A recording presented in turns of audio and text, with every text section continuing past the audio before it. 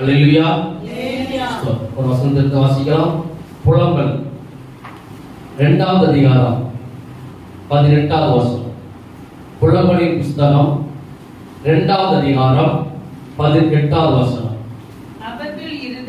அவர்கள் இருதயம் ஆண்டவரை நோக்கி கூப்பிடுகிறது. சீயோன் குமாரத்தின் மதிலே இரவும் பகலும் நதி அளவாய் கண்ணீர் விடு. நீ ஓய்ந்திராதே. உன் கண்ணில் இருக்கிற கருப்பு விழி சும்மா இருக்க விட்டாதே. அல்லேலூயா.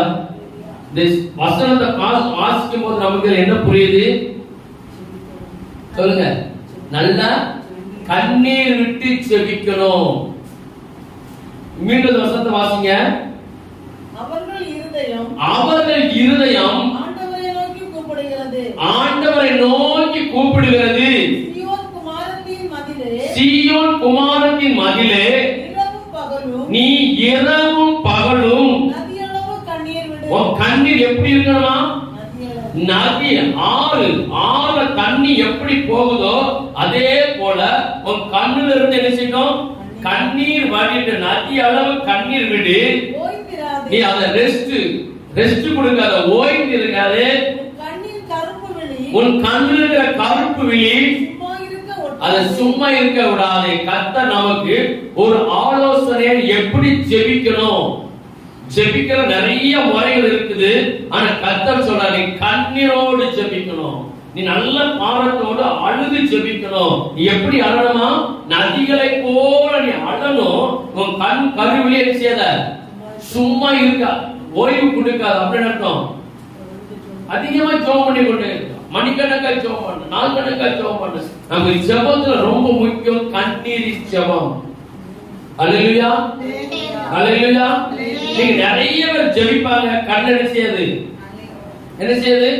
கண்ணீர் வராது. ஆனா கண்ணீர்ங்கிறது அது ஒரு அபிஷேகம். எனக்கு நல்லா புரியும். கண்ணீரோடு ஜெபிக்கிறவங்களுக்கு அது ஒரு அபிஷேகம். அவங்க கிஃப்ட். அது ஜெபம் உட்கார்ந்து பட்டன் நினைஞ்சிடும். கண்ணீர் தார தார தார தார வரும். நீங்க நல்லா பார்க்கலாம். அவங்க அது ஒரு அபிஷேகம். அந்த அபிஷேகம் நமக்கு வேணும். சாதாரண ஜெபிக்கிறதை காட்டிலும் நீ கண்ணீரோடு ஜெபிச்சு பாருங்களேன். இப்ப கண்ணீர் 4 வகை. 4வது வகை தான் இந்த ஜெபத்தை பார்க்க போறோம். அதுக்கு முன்னாடி 3 மொத்தத்தில் 4 வகை. 1 ஆனந்த கண்ணீர், 2வது பணத்துக்காக வடிக்கிற கண்ணீர், 3வது துன்பத்துக்காக வடிக்கிற கண்ணீர், 4வது ஜெபத்தின் கண்ணீர். முதல்ல என்னது? ஆனந்த கண்ணீர். 2வது பணத்துக்காக வடிக்கிற கண்ணீர், 3வது துன்பத்து நிமித்தம் வடிக்கிற கண்ணீர், 4வது ஜெபத்தில வடிக்கிற கண்ணீர். அல்லேலூயா. இந்த 4லையும் ஜெபத்துக்காக வடிக்கிற கண்ணீருக்கு தான் அதிகமான மகிமை உண்டு. முதல்ல ஆனந்த கண்ணீர். சரி, முதல்ல நம்ம பணத்துக்காக வடிக்கிற கண்ணீரை பார்ப்போமே. அதாவது நம்ம சரீரத்துல ராஜ உறுப்புன்னு சொல்லி நிறைய உறுப்புகள் இருக்கு. அதுல ராஜ உறுப்பு 9 உண்டு. முக்கியமான பிரதானமான உறுப்பு 9 உறுப்புகள கண்ணெடுது ஒரு முக்கியமான ஒரு உறுப்பு. நமக்கு நிறைய உறுப்புகள் இருக்கு. ஆனா ராஜ உறுப்புன்னு, அதாவது முக்கியமான மேன்மையான ஒரு உறுப்புகள்ல 9 உறுப்பு உண்டு. அதுல 1 கண்ணீர். இப்போ நமக்கு பார்ப்போம் பணத்துக்காக வடிக்கிற கண்ணீர். எல்லாருக்கும் தெரிஞ்சிருக்கும். சொல்லுங்க பாப்போம், பணத்துக்காக எப்படி கண்ணீர் வடிப்பாங்க? தெரியும் அப்படிதானே? நம்ம சீரியல பாக்குறாங்க எல்லாரும். சீரியல்ல நடிக்கும் என்ன செய்வாங்க சொல்லுங்க? அவங்க சீரியல்ல அவங்க நடிக்கிறாங்க. நடிக்கும் போது பாத்தீங்கன்னா என்ன வருது? கண்ணீர் வருது.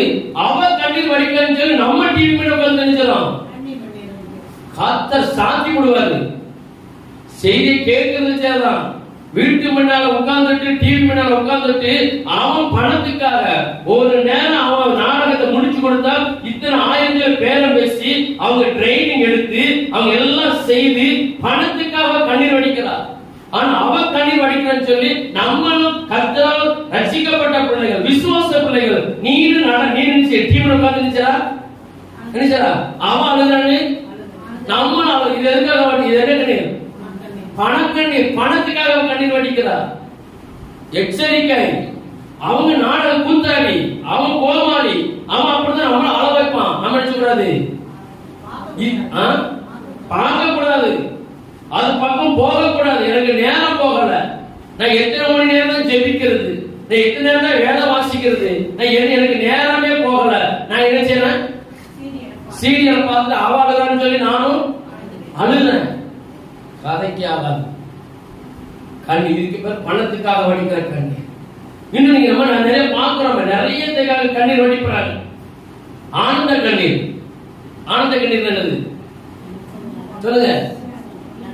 திடீர்னு நம்ம எதிர்பார்க்காத ஒரு சந்தோஷமான ஒரு காரியம் நம்மகிட்ட வந்துட்டு நடந்துட்டு நமக்கு நம்ம அறியாம விஷயம் ஒரு கண்ணீர் ஒண்ணு வரும் பாருங்க. அந்த கண்ணீர் தாரையா வடிக்கும். அந்த கண்ணீர்ல உப்பு இருக்காது. அந்த கண்ணீர்ல உப்பு இருக்காது. ஆனா அது ஆனந்த கண்ணீர். இப்ப பாருங்க, இப்ப இல்ல, இப்ப ஓடுகளை ஆடுகளை பயிற்சி. அந்த நாட்களில கல்யாணத்தை முடிச்சு மகா இந்த சாயங்கால நேரத்துல அப்படியே எங்க போவாங்க? மணமகன் வீட்டுக்கு போகுவாங்க. கூட்டிட்டு போகும்போது அந்த தாய் மகன் கெட்டி பிடிச்சு அழுவதை பார்த்திருக்கீங்களா? கடைசியில குடும்பமே என்ன செய்யும்? குடும்பமே முடிஞ்சா நாளை கலைக்கு தான் வரப்பாரு. அப்படித்தானே? அம்மா வீட்டுல மறுபடியும் போயாச்சு, நாளைக்கு மறுநாள் மறுபடியும் எங்கதான் வரணும். ஆனா இருந்தாலும் இத்தனை வருஷமா என்னை பெற்று என்னை வளர்த்து என்னை ஆளாக்கி என்னை பாதுகாத்து இப்ப அடுத்தவனா தனி வாழ்க்கைக்குள்ள போக போறேன்னு சொல்லி அடுத்தவன் கையில ஒப்பு கொடுக்கீங்களேன்னு சொல்லி அந்த அம்மா மனதார நீ நல்லா வாழுமா, நீ நல்லா ஆசீர்வாதமான்னு சொல்லி தாய் மகனிச்சாங்க கெட்டி பிடிச்சு அழுவாங்க. அழும்போது என்ன வரும்? அந்த குடும்பத்துக்கு மட்டும் வராது, அந்த நேரத்துல ஸ்பாட்ல நிக்கிற ஆளுக்கு நிச்சயம் அவங்க பார்த்து இவனுக்கு அதுதான் ஆனந்த கண்ணு. இப்ப நல்லா பாருங்க, யோசேப்பு அவங்க அண்ணன் தம்பி சித்திரவதை பண்ண தீர்ப்பிக்கப்பட்டான். ஆனா கடைசி நேரத்துல என்ன செய்யலாம்? சகோதரன் நினைச்சு எல்லாம் நம்ம விரிவா பார்க்க முடியாது. கடைசி நேரத்துல எல்லாத்தையும் சாப்பாடு வைக்கிறான். சாப்பாடு வச்ச உடனே தாங்க முடியல, அழுகிறதுக்கு முடியாமல் அவன் தனியா போய் ஏங்கி ஏங்கி ஏங்கி ஏங்கி சகோதர பாசம், சகோதர அன்பு என்னை சித்திரவதை பண்ணாங்க, பணத்துக்கு தூக்கி போட்டாங்க. ஆனால் கடைசி நேரத்துல ஒரு ஆனந்த கண்ணீர் வடிச்சாரு பாருங்க. அவனால் தாங்க முடியாமல் கதறி அழுதான். அல்லேலூயா! இது என்ன கண்ணீர்? ஆனந்த கண்ணீர். இப்ப நமக்கு எதிர்பார்க்காம ஒருத்தர் ஒரு கிஃப்ட் வாங்கி தந்துட்டாரு, நம்ம நினைச்சு கூட பார்க்கல, நம்ம நினைப்பது நம்ம நினைவு கூட வரல, எதிர்பார்க்காம ஒரு ஆசீர்வாதம் தந்துட்டாரு. நமக்கு எப்படி இருக்கும்? நம்மள அறியாம விஷயம் ஒரு கண்ணீர் வரும். அதுக்கு என்ன பேரு? ஆனந்த கண்ணீர். இன்னொரு பணத்துக்காக இன்னொரு கண்ணீர் இருக்கு, அது சொல்லிடுறேன். இப்ப பாத்தீங்கன்னா இப்ப பழைய காலத்துல உண்டு, அந்த மரண வீட்டுல இந்த மாரடிச்சு அழ போறதுக்கு நினைச்சுவாங்க பைசா, அதுக்குன்னு ஆட்கள் இருக்கிறாங்க. அது டூப்ளிகேட் கண்ணீர். அதான் சொல்றேன், அது பணத்துக்காக கண்ணீர். மார் அடிச்சு எரிச்சுவாங்க, அத மருத்துவங்களை வச்சு சுத்தி நெஞ்சில் அடிச்சு எரிச்சுவாங்க. ஒரு பாடலை பாடி இது அடக்க ஆராதனை முடிகிற வரைக்கும், அடக்க நடக்கிற வரைக்கும் அதை எரிச்சுவாங்க. அவங்க அடிச்சு முடிச்சவரை நினைச்சுவாங்க, காசை வாங்கிட்டு அவளுக்கு நீட்டா போயிடலாம். இன்னொரு கண்ணீர் இருக்கு, நீங்க நல்லா கவனிச்சு பார்க்கணும். இப்ப நம்ம ஒரு மரண வீட்டுக்கு போறோம், கிறிஸ்துவ மார்க்கத்தை காட்டிலும் புறஜாதி மார்க்கத்தை நான் சொல்றேன், என் கண்ணால கண்ணு. இப்போ அடக்க வீட்டுக்கு போறோம், அவங்க பஸ் ஸ்டாண்ட்ல இறங்கி 2 3 பேர் 4 பேர் வரும்போது ஜாலியா சிரிச்சு சிரிச்சு சிரிச்சிருச்சாங்க, நல்லா பேசிட்டு வருவாங்க. அப்படியே கிட்ட வரும்போது அந்த முக்கு ஒரு வீட்டுக்குள்ள தெருவுல போ, இந்த முக்கு திரும்பணும்னா அடிப்பா போடுக்க நெஞ்சில. அது வரைக்கும் எப்படி வந்தா? சிரிச்சு சிரிச்சு வந்தா. வீட்டு இந்த மரண வீட்டு பக்கத்துல உடனே கையை கால அடிச்சு தலைமுடியெல்லாம் உடைச்சு போட்டு ஒரு டூப்ளிகேட் அழுகழுவா பாருங்க. இப்ப அதெல்லாம் இல்லை, இப்ப அதெல்லாம் போயிடுச்சு. இப்ப அந்த கலாச்சாரம் மறைஞ்சிச்சு. இன்னொரு கல்லூரி மங்க எதுக்கு அழ மாட்டான்? நல்லதுக்கு அழ மாட்டான், கெட்டது கல்லூரி மங்க மாதிரி அப்படியே இருப்பான். அது விசேஷித்த ஒரு பிறவி. அது என்னது? சத்தமா சொல்லுங்க. அது ஒரு விசேஷித்த பிறவி, ஒண்ணுக்கு ஆகாது. ஆனா நமக்கு கர்த்தர் தந்திருக்கிறார். தேவன் நோக்கி பேசும்போது அழுக, அதுக்கு விசேஷித்த பவர் உண்டு. கல்ல அழுகல்ல, காசுக்காக அழுகிறல்ல, அன்புனால் அழுகிறல்ல, நம்ம தேவைக்காக ஒரு கண் கருவை எரிச்சியத சும்மா இருக்க விடாத. இப்ப சின்ன பிள்ளைகளுக்கு அப்பா அம்மாட்ட காரியம் சாதிக்க நிச்சயம் அது என்னங்க சொல்லுங்க. சின்ன பிள்ளைகள் அம்மாட்ட அப்பாட்ட ஒரு பொருள் வாங்கி கேட்டு சாதிக்க நிச்சயம் அது ஒரு அழுகும். கொடுத்த பிறகு அந்த அழுகை காணாம போயிடும். அது அம்மா அப்பாயும் ஏமாத்துறதுக்கு அது சின்ன பிள்ளைகள் ஆதாரம் ஆயுதம். ஆனா கர்த்தர் நமக்கு தந்திருக்கிறதான துன்பத்தின் கண்ணீர், பாடு, கஷ்டம், துன்பம், போராட்டம் வரும்போது நம்மளால என்ன செய்ய முடியாது, தாங்க முடியாது. பாடு, துன்பத்தின் கண்ணீர், ஆனந்த கண்ணீர், பணத்துக்காக கண்ணீர், துன்பத்துக்காக நம்மள அறியாம சில பாடு, துன்பம், கஷ்டம், நம்ம கடல்ல கடந்து மீண்டு வர முடியாது, உருண்டுட்டு வருவோம். என்ன செய்ய நம்ம அறியாம விஷயம் நெருக்கத்து நித்தம் கண்ணீர் வரும், தார தாரையா வரும், அடக்க முடியாது. தேவி தேவி தேவி தேவி அது ஐயோ நான் என்ன செய்வேன், நாளைக்கால கடன்காரன் விட்டு போனாது நிப்பானே, முடிஞ்சா நிப்பானே, என்னை பார்க்க விட மாட்டானே, என்ன அப்படி செய்வானே இப்படி செய்வானே, நான் என்ன செய்து அவங்களுக்குள்ளே மண்டத்தினால விஷயம் அது என்ன கண்ணீர், துன்பத்தின் கண்ணீர். இதெல்லாம் உலகத்துக்குரிய, பரலோகத்துக்கு நேராக ஒரு கண்ணீர். அதுக்கு பேர் செபம். அதான் செய்கிற தலைக்கதான் உன் கண்ணீரின் ஜெபமும் உன் கண்களால் காணும் ஆசீர்வாதம். அல்லேலூயா, அல்லேலூயா. கண்ணீரின் ஜெபமும் கண்களால் காணும் ஆசீர்வாதம். அப்போ இயேசுவே நமக்கு ஒரு மாதிரியை காமிச்சார். இயேசுவே ரெண்டு இடத்துல சொல்லப்பட்டிருக்கிற அழுதார் சொல்லப்பட்டிருக்கு. அப்புறம் இன்னொரு இருக்கு, சில ஊழியக்காரங்களை பார்த்துட்டீங்களா, தேசத்துக்காக அழுவாங்க. கவனிச்சிருக்கீங்களா? தேசத்துக்காக அழும்போது அவங்க கண்ணீர் எப்படி இருக்கும், தார தார தார தாரையா தார தாரையா எங்கதான் இருக்குமே தெரியாது. அவங்க தேசத்துக்காக பாரத்தோடு அழும்போது அந்த ஊழியக்காரர் கண்ணீர் வழியும் எல்லாருமே கேலி பண்ணுவாங்க, கிண்டல் பண்ணுவாங்க. நான் சொல்றேன், அது ஒரு வரம், அது ஒரு அபிஷேகம், எல்லாத்துக்கும் வராது. எவ்வளவுதான் ஜெபிச்சாலும் அந்த கண்ணீரை சிந்தி பாருங்க, அந்த கண்ணோட மகிமை உங்க பின் நாட்கள ரொம்ப வல்லமையா இருக்கும். அல்லேலூயா. கண்ணீரோட உங்க ஒரு சொட்டு நீங்க ஜெபத்துல உட்கார்ந்தீங்கன்னா மனம் உடைஞ்சி ஒரு சொட்டு கண்ணீர் கீழே விழுந்துச்சுன்னா ஒரு சொட்டு கண்ணீரோட வீணாய் போகாது.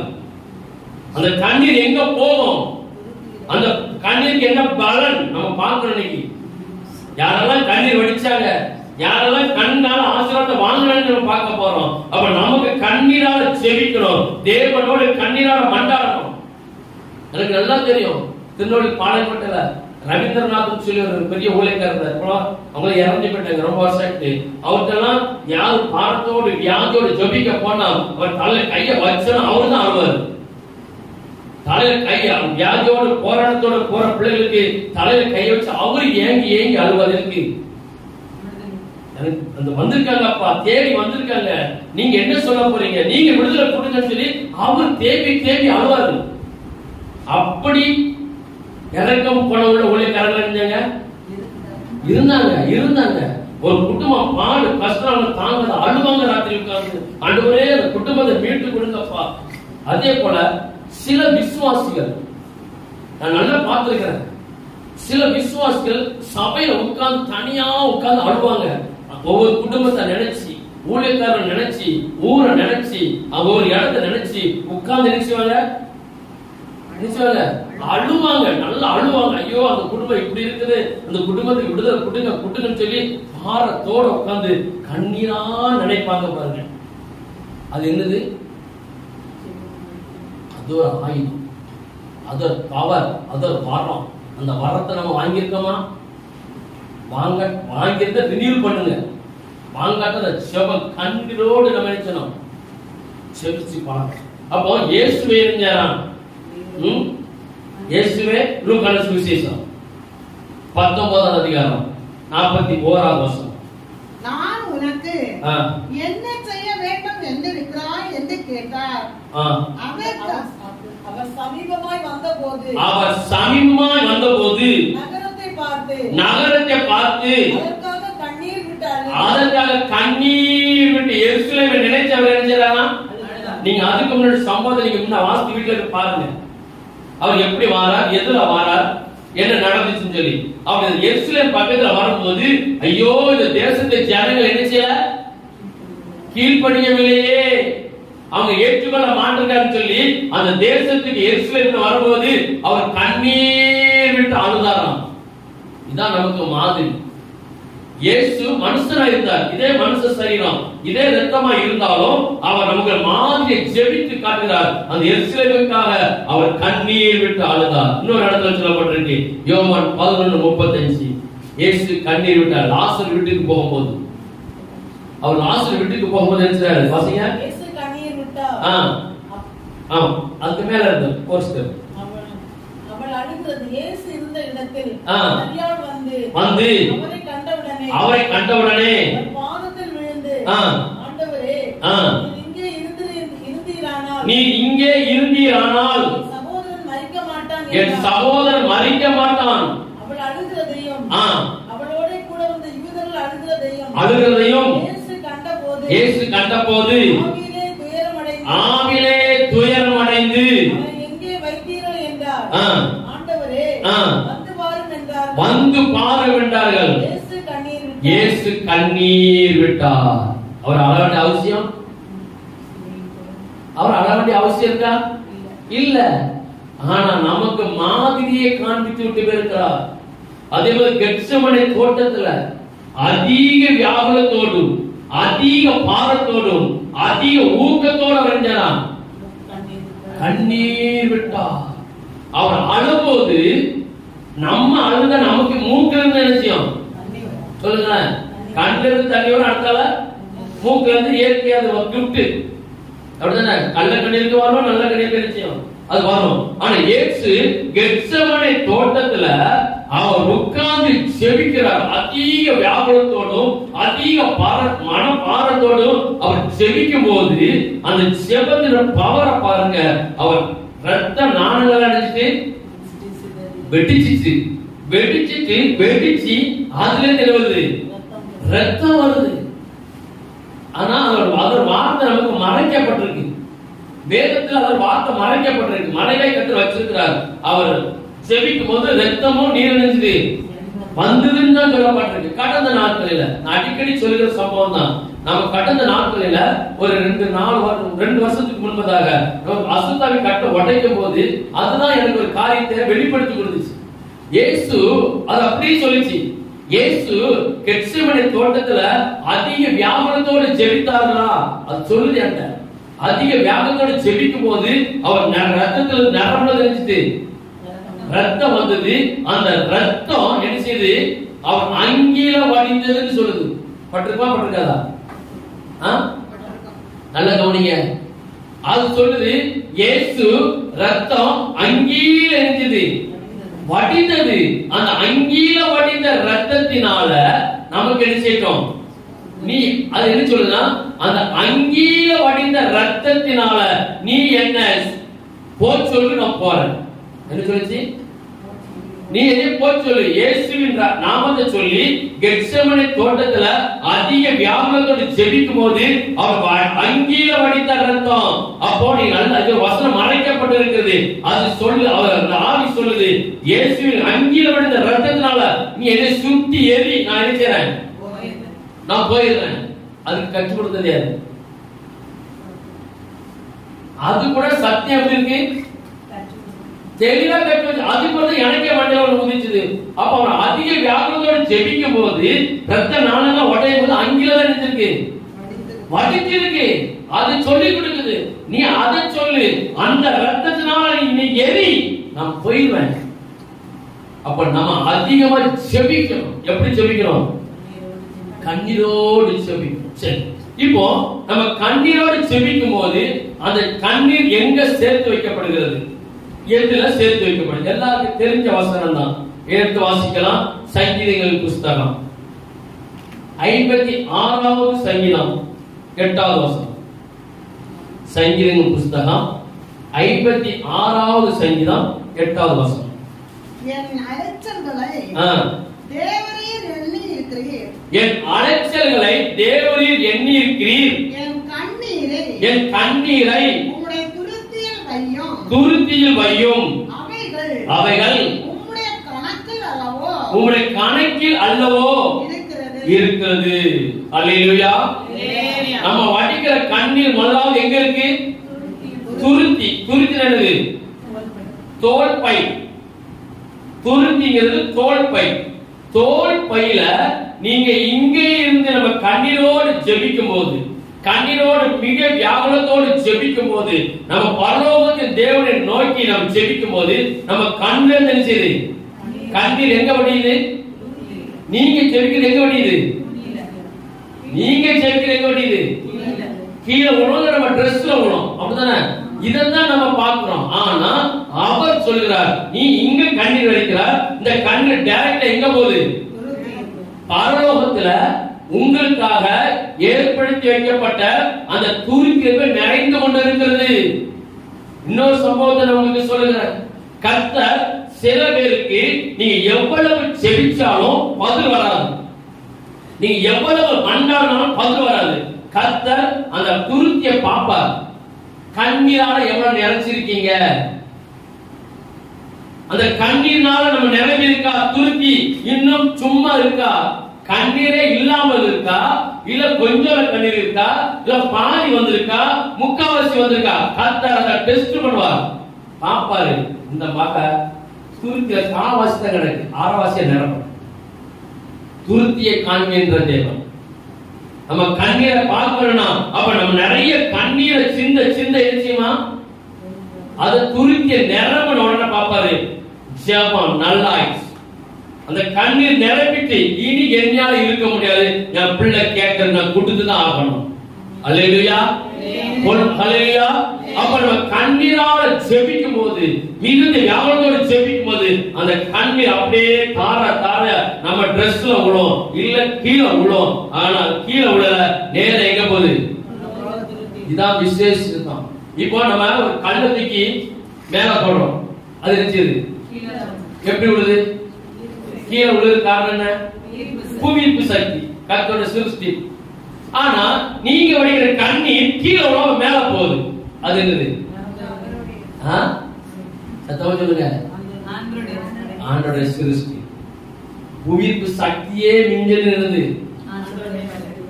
சிருஷ்டிப்பு. உங்க கண்ணீர் என்ன செய்யுது? இயற்கையே. சத்தமா சொல்லுங்க. உங்க கண்ணீர் இயற்கையே மாத்துது. பூமிக்கு புவியீர்ப்பு சக்தி என்ன மேல போட்டாலும் கீழே வந்துடும். ஆனா நீங்க வடிக்கிற கண்ணீர் இங்க விழுந்த மாதிரி இருக்கு. ஆனா பல ஆயிரம் கோடி மைலுக்கு அங்க போய் உட்கார்ந்து துருத்தி நிரப்புது பாருங்க. உங்களுக்கு ஒரு சரித்திரம் தெரியுமா? நேபுகாத்நேச்சார் தொங்கு தோட்டம் கட்டினார், அப்படிதானே? தொங்கு தோட்டம் கட்டினார். பெரிய மலையில மேல மாடியில எல்லாத்தையும் கட்டிட்டு இங்க இருந்து தண்ணி எப்படி கொண்டு போனார் இந்த வரைக்கும் வேலை தெரியல. தொங்கு தோட்டத்துக்கு அப்போ கரண்ட் கிடையாது, இந்த மாதிரி ஆயில் இன்ஜின் கிடையாது. எல்லாம் மாடை வச்சு கவிழம் சொல்லுவாங்கல்ல, மாடை வச்சு ஒரு கரண்ட சுத்தி சுத்தி வர உடனே தண்ணி கொண்டு வரும். அவங்க பழைய மெத்தட் தான் வச்சிருந்தாங்க. எப்படி தொங்கு தோட்டத்துக்கு தண்ணீர் கொண்டு போனார்? இன்னைக்கு வரைக்கும் சில விட இல்ல. கீழே இருக்கிற தண்ணியை எப்படி மலைக்கு மேல ஏத்தினார்? இன்னைக்கு வரைக்கும் ஆராய்ச்சி பண்ணி பாக்குறாங்க. அதை விட பெரிய ஆராய்ச்சி நீங்க பண்ணணும். நான் இங்க அழுறேன், ஆனா தண்ணீர் எங்க இருந்துச்சு? மேல போகுது. எவ்வளவு ஆச்சரியமா இருக்கு. மேல போய் வேஸ்டா புகை போட வேஸ்டா போகல, அது துருக்கியில போய் விழுது. நல்லா நினைங்க, நான் ஒரு காரியத்துக்காக ஜெபிக்கிறேன், ஒரு காரியத்துக்காக வேண்டுதல் பண்ணி கொண்டிருக்கிறேன். அந்த காரியம் ஏன் எனக்கு தாமதாகனா? உங்க கண்ணீர் இன்னும் துருக்கிய நிரப்பல. நிரப்பிடுவீங்களா? சீக்கிரம் சீக்கிரம் நீங்க உட்கார்ந்து கண்ணீரோடு ஜெபிக்கணும். இன்னொரு வசனத்துக்கு வாசிக்கலாம். 126வது சங்கீதம் 5வது வசனம். கண்ணீரோடு விதைக்கிறவர்கள் கம்பீரத்தோடு அறுப்பார்கள். ஹல்லேலூயா. அப்போ நீங்க கண்ணீர் சிந்துனீங்க, அதுக்கு என்ன பேரு? விதை. நீங்க எதுக்காக ஆசைப்படுறீங்களோ அது என்னது? விதை.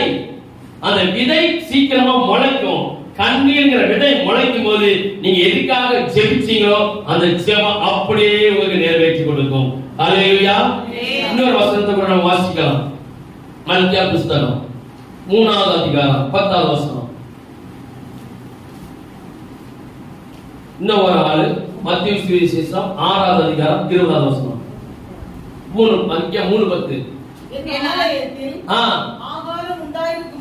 ஆகாரம் உண்டாயிருக்கும்படி தசம பாகங்களை எல்லாம் பண்டகசாலையிலே கொண்டு வாருங்கள்.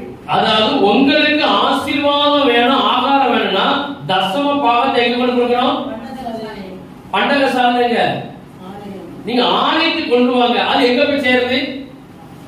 பரலோகத்துல பண்டகசாலைக்கு போகுதாம். அல்லேலூயா.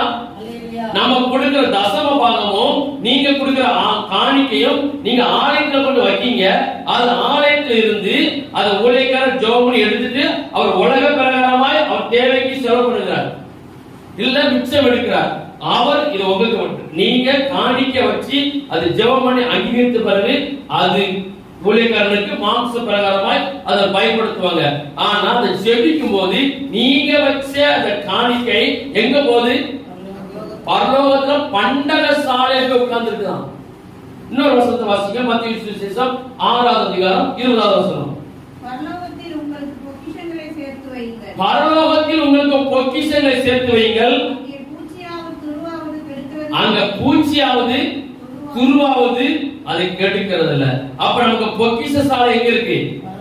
பரலோகத்துல பொக்கிஷ சாலை இருக்கு. அந்த பொக்கிஷ சாலையில தான் உங்க துருத்தி இருக்குது. அதுக்கு ட்ரெஷரி அப்படிதானே. இப்ப நம்ம கவர்மெண்ட்ல பல தரப்பட்ட டிபார்ட்மெண்ட் இருக்கு. எல்லா டிபார்ட்மெண்ட்ல வருகிற பணம் எல்லாம் மொத்தம் எங்க போகும்?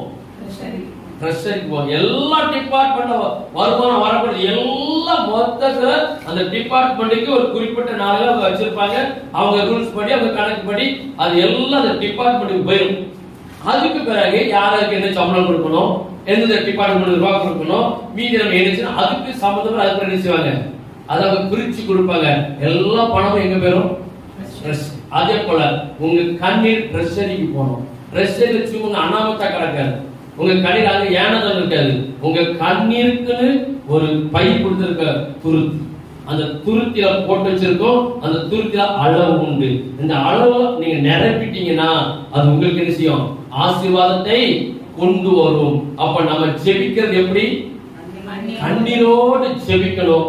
நீங்க எந்த கண்ணால ஜெபிச்சீங்களோ, எந்த கண்ணால கண்ணீர் வடிஞ்சதோ அதே கண்ணால நீங்க என்ன செய்யணும்? ஆசீர்வாதத்தை நீங்க பார்த்து அதை சுதந்திரித்துக் கொள்ளணும். ஒரு 6 நபர் இருக்கிறாங்க. எல்லாருக்கும் தெரிஞ்ச நபர் தான். அப்ப நல்லா தெரிஞ்ச நபர் தான். நமக்கு நேரம் சுருக்கமா இருக்கிறதுனால நான் வசனத்தை சொல்றேன். நீங்க என்ன செய்யுங்கம்மா படிக்கிறீங்க. முதல்ல ஆகாரின் கண்ணீர். ஆதியாகம புஸ்தகம் 21வது அதிகாரம் 14வது வசனம் முதல் 20வது வசனம் வரைக்கும் வாசிங்க. பிள்ளை சாகிறதை நான் பார்க்க மாட்டேன். அது மொத்தத்துல அது 16வது வசனமும் 19வது வசனமும் மட்டும் வாசிங்க. பிள்ளை சாகிறதை நான் பார்க்க மாட்டேன் என்று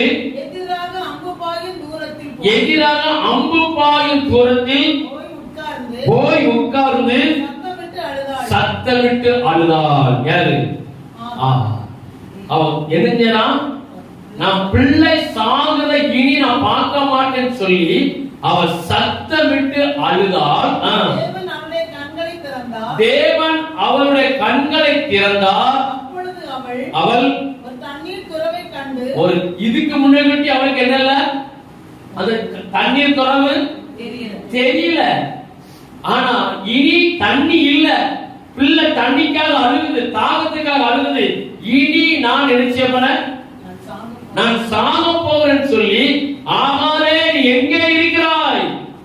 நான் வனாந்தரத்தில் நிக்கிறதுக்கு தண்ணி இல்லாத வர கர்த்தர் உடனே ஒரு ஊற்றை திறந்து கொடுத்தார்.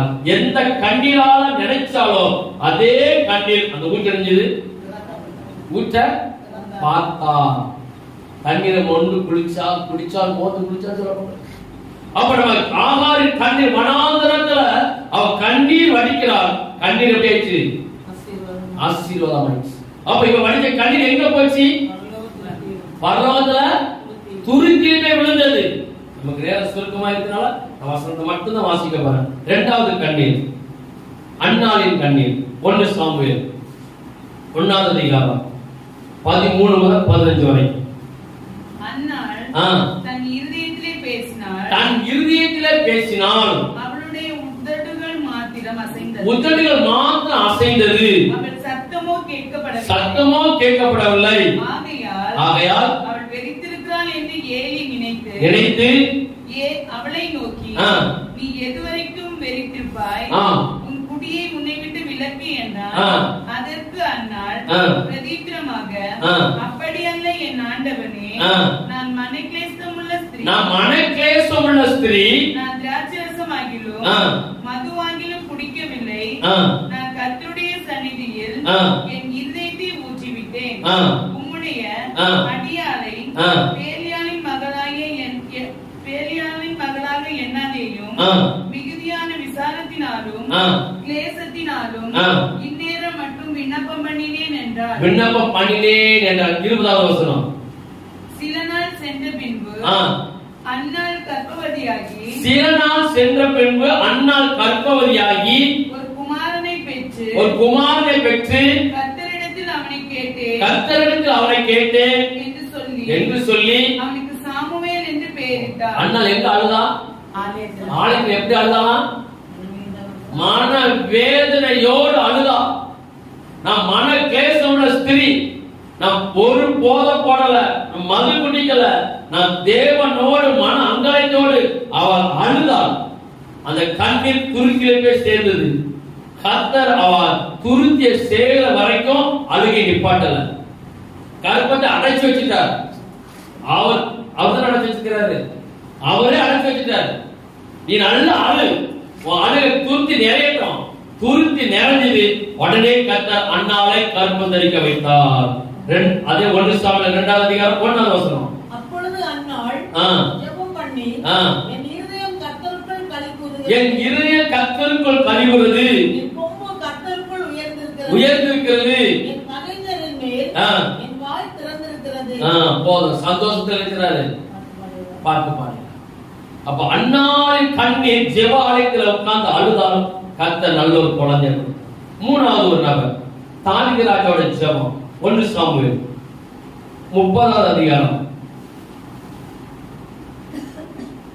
1 முதல் 5 வரை. தாவீதும் அவன் மனுஷரும் 3ஆம் நாளிலே சிக்லாகுக்கு வந்து சேருகிறதற்குள்ளே அமலேக்கியர் தென்புறத்து சீமேன் மேலும் சிக்லாகின் மேலும் விழுந்து சிக்லாகை கொள்ளையடித்து அக்கினியால் சுட்டெரித்து அதிலிருந்த ஸ்திரீகளாகிய சிறைப்பிடித்து கொன்று போடாமல் அவர்களை பிடித்துக் கொண்டு போய்விட்டார்கள். தாவீதும் அவர் மனுஷரும் வந்தபோது இதோ மனைவிகளும் குமாரரும் குமாரத்திகளும் கண்டார்கள். தாவீது பிள்ளை மனைவி தான் பிடிச்சு கொண்டு போயிட்டான். உடனே தாவீதுக்கு ஒரு மனக்லேசம் வந்து, அண்ணன் ஏபத்தை கொண்டு வாங்க, நான் நினைச்சோம் ஆண்டவர்கிட்ட நான் விசாரிக்கணும்னு சொல்லி தாவீது ராஜா மனைவிக்காக, பிள்ளைகளுக்காக, குடும்பத்துக்காக எதிர் நாட்டுக்காரன் பிடிச்சு கொண்டு போயிட்டான். அதனால தாவீது ஏபத்தை அணிந்து கொண்டு கண்ணீரோடு ஜெபித்தார். ஜெபிச்சுட்டு ஆண்டவரை கேட்கிறார், ஆண்டவரே நாம் போய் பின்தொடர்ந்து என் பிள்ளைகளையும் மனைவியும் நாம் கொண்டு வர முடியுமான்னு சொல்லி அவர் கண்ணீரோடு ஜெபிக்கிறார். கர்த்தர் சொல்றாரு, நீ போ. 7வது வசனம் 8வது வசனம். தாவீது அகிமெலேக்கின் குமாரனாகிய அபியாத்தார் என்னும் ஆசாரியனை நோக்கி, ஏபோத்தை என்னிடத்தில் கொண்டு வா என்றான். அபியாத்தார் ஏபோத்தை தாவீதிடத்தில் கொண்டு வந்தான். தாவீது கர்த்தரை நோக்கி, நான் அந்த தண்டை பின்தொடர வேண்டுமா? அதை பிடிப்பேனா என்று கேட்டான். அதற்கு அவர், பின்தொடர், நீ அதை பிடித்து சகலத்தையும் திருப்பிக் கொள்வாய் என்றார். அதுக்கு மேல சொல்லப்பட்டிருக்க 17 to 19 வரைக்கும். அவர்களை தாவீது அன்று சாயங்காலம் தொடங்கி சாயங்காலம் மட்டும் முறியடித்து போதும் மனைவி பிள்ளை இருந்துட்டான் கூட்டிக் கொண்டு வந்து விட்டார். அவர் தாவீது ராஜாவுடைய ஏபோத்தை அணிந்து கொண்டு அவர் தேவனுடைய சன்னிதானத்தில் உட்கார்ந்து எப்படி ஜெபிக்கிறார்? கண்ணீரோடு. பக்கத்து நாட்டுக்காரர் கொண்டு போயிட்டான், என் பிள்ளையை கொண்டு போயிட்டான், மனைவியை கொண்டு போயிட்டான், நான் வீட்டுக்கு கொண்டு வர முடியுமா முடியாதா, நீ கிருபை பாராட்டுவீரா பாராட்ட மாட்டீரான்னு சொல்லி அவன் விசாரித்து விசாரித்து ஜெபிக்கிறான். கண்ணீர். அந்த கண்ணீர் எங்க போயிட்டு? பரலோகத்துல பொக்கிஷசாலை ட்ரஸ்டில போய் நமக்காக வைக்கப்பட்ட துருத்தில விழுந்திருக்கு. நீங்க எத்தனை துருத்தி நிரம்பி இருக்கு? சீரியல் பார்த்து துருத்தி நிரம்பி இருக்கமா? இல்ல தேவையான படைகளை பார்த்து நிரம்பி இருக்கமா? இல்ல பேருக்காக மாய்மாலத்தை பார்த்து கண்ணீர் வடிச்சிருக்கிறோமா? நம்ம கண்ணீர் எங்க போயிருக்கு? துருத்திக்கு போயிருக்கா, வீணாய் போயிருக்கா? நிறைய பேர் சீரியல் தான் கிடக்குறாங்க. நிறைய ஊழியக்காரர்கள் சீரியல் கிடக்குறாங்க, நல்லா தெரியும். நிறைய ஊழியக்காரர்கள் உள்ள சீரியல். ஒரு நாடகத்தை விடுகிறது இல்ல, ஒரு புரோகிராமத்தை விடுகிறது இல்ல, எல்லாத்தையும் செய்ய வேண்டியதை செஞ்சுட்டு ஞாயிற்றுக்கிழமை வெள்ளிக்கிழமை கலந்து என்னது என்னது சொல்லுங்க. வேலி பயிர் சொல்றாது மேயக்கூடாது. நிறைய விசுவாச பிள்ளைகள் அப்படிதான். நல்ல சீரியல் பார்க்க வேண்டியது ஊழியக்காரன் இருக்க விடுறது இல்ல. என்னது எங்களுக்கு ஜெபம் பண்ணுங்க, எங்களுக்கு ஊழியக்காரன் ஏன் முடிக்கு ஜெபம் பண்ணி வீட்டுல உட்காந்துருப்பான். ஆண்டவரே அந்த பிள்ளை சொல்லிட்டாப்பா, அவ டிவில உட்காந்து உட்காந்துருப்பா. ஆமாவா இல்லையா? ஊழியக்காரன் கடன் வாங்கினது, ஐயோ குடும்பத்தை வீட்டு கொடுங்கப்பா, பணம் இல்ல கஷ்டம் இல்லப்பான்னு சொல்லி இவன் கடனுங்க கேட்கிறது. அது வீட்டு மேல சோபால உட்காந்து கண்ட கர்மாந்தத்தை தின்னுட்டு தின்னுட்டு அங்க கடந்து என்ன செய்யறது? டிவி பார்த்து அங்கிருந்து இழுவுறது. பாசன் உண்மையை இங்கிருந்து அழுவாரு, அவ டிவி பண்ணி அவ அங்கிருந்து இழுவா. இல்ல வேற போடு பாஸ்டர் எனக்கு நல்லா ஜெபம் பண்ணீங்களா? ஒவ்வொரு ஊழியக்காரங்க சொல்ற வச்சுதானே சொல்றேன். இல்ல உங்க கண்ணில் பரலோகம் போகணும், பரலோகத்தை அசைக்கணும், பரலோகத்துக்கு வாசல் திறக்கப்படணும். கர்த்தரை சும்மா இருக்க விடக்கூடாது. நம்மளே ஒரு கஷ்டப்பட்ட ஆளு நம்ம திடீர்னு வந்து ஐயா எனக்கு எப்படி இருக்கு எனக்கு பாடுங்க, நம்ம அறியாம கண்ணீர் வருதா இல்லையா? எனக்கு பாடு கஷ்டம், பக்கத்துல திடீர்னு ஒரு சம்பவம் நடந்துட்டா அவங்க அழுறாங்க, அழுக நம்ம அழிஞ்சிருவோம். நமக்கே அழப்போது. நீங்க உள்ளத்துல ஆழ அழகு அப்பா சும்மா இருப்பாரா? இருப்பாரா? இருக்க விடுவீங்களா? இல்ல. நம்ம புருஷனை அழுது புருஷனை இருக்க விட மாட்டோம், இல்ல பிள்ளை இருக்க விட மாட்டோம், இல்ல குடும்பத்துக்காரங்க இருக்க விட மாட்டோம். இப்படி அழுதாலே நாசமாக்கிட்டு போயிருவோம். ஆனா பரலோகத்தின் தேவனை சும்மா இருக்கிட்டு இருப்போம். அவர் அது வாழ்க்கை இல்ல. நம்ம நிச்சயமா அப்பாவை சிங்காசனத்தோடு எழுப்ப வைக்கணும். அவர் சிங்காசனம் உட்கார்ந்து இருப்பா. நம்ம அழும்போது அவரை நினைச்ச முடியாது. லாசர் வீட்டுக்கு நினைச்சாரு, போய் லாசரே வெளிவான்னு சொல்லிருக்கலாமே. அவர் சர்வலோகத்தை உண்டாக்கினவர் தானே, ஏன் அங்க அழுதாரு? ஏன் அழுதாரு? பாவம், ஆனா வருத்தம், மன அங்கலாய்ப்பு. எங்க வச்சீங்க ஐயா? நீர் 4 நாளைக்கு முன்னாடி வந்தா நினைச்சிருக்கோம். இந்த பிணம் சரியா அழுகிருக்காதே. 4ஆம் நாச்சம் எடுத்திருக்குமே. நாச்சம் அவருக்கு தெரியாதா? அழுகுன்னு அவருக்கு தெரியாதா? இல்ல, கர்த்தர் அதை திட்ட வச்சிருக்கிறார். ஆனாலும் கர்த்தர் அங்க பெரிஞ்சாரு. இயேசு அழுதா. நம்ம அழுது சில காரியத்தை அப்பாட்ட சாதிக்கலாம், என்ன வேணாலும் அசைய பண்ணிடலாம். அவர் சிங்காசனத்தை நீங்க அழுகிற அழுக சிங்காசனத்தை அசைக்கணும்.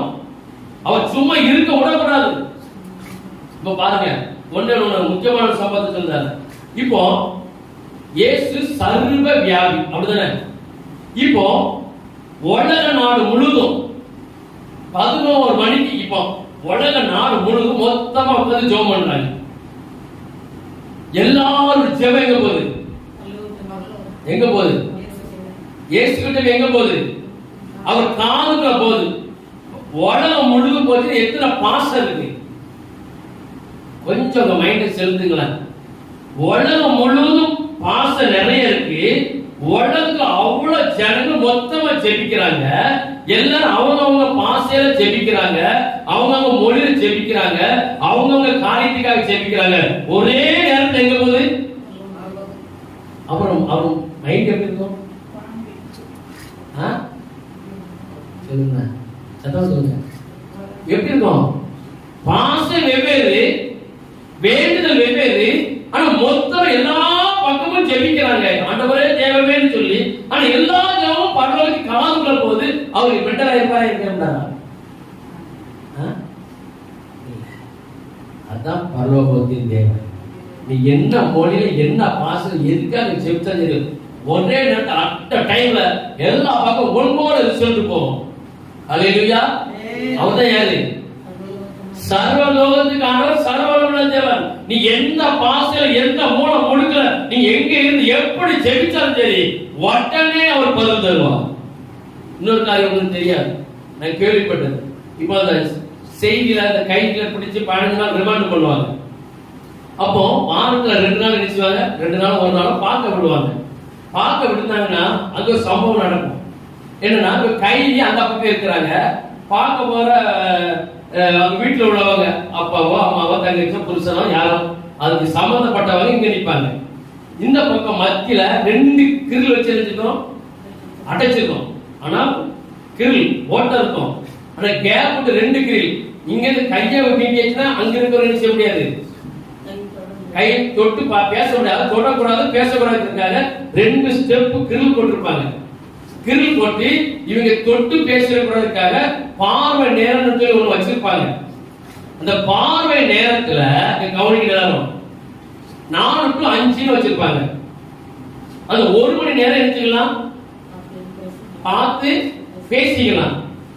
அங்க 100 கைதி அந்த பக்கம் நிற்பாங்க.